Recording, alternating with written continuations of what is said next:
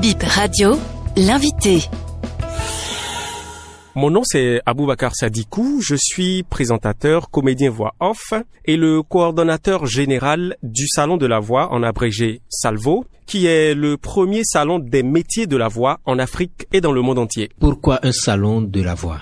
Un salon de la voix parce que les métiers qui tournent autour de la voix sont tellement nombreux qu'il n'existe pas une plateforme d'échange, de discussion des problématiques liées à ces métiers-là et surtout de renforcement de capacité, que ce soit des professionnels ou des amateurs de ces métiers liés à la voix. Donc on a peut-être des animateurs, on a des présentateurs, des journalistes, des orateurs, des modérateurs, des artistes chanteurs, des slameurs, des voix off, des artistes comédiens, des humoristes, tous ceux qui ont pour premier instrument de travail la voix. Donc ce sont ces personnes-là qu'on retrouvera au Salon de la Voix, qui est un carrefour qui va les rassembler, qu'ils soient professionnels ou amateurs. Qu'est-ce qu'on verra lors de ce Salon de la Voix ? Alors on verra 3 grandes activités. Une première activité qui va être en ligne, exclusivement en ligne, avec 2 formations. Une qui sera donnée par l'une des invitées venues de la Côte d'Ivoire. Et le samedi 8 juillet, on aura des panels sur des thématiques précises. On aura des ateliers pratiques avec les participants. On aura des séances de restitution.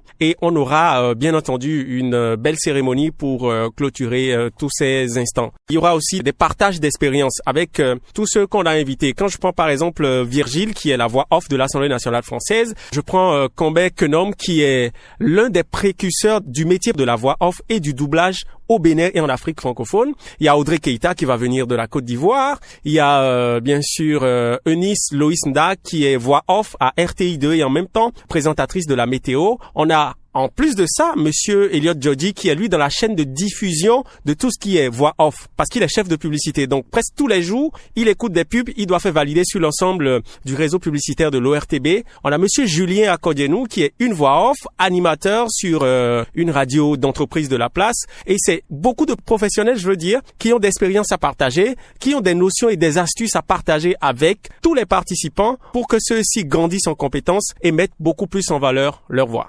Dites-nous comment ça va se passer. Ce sera où et sur quelle durée ?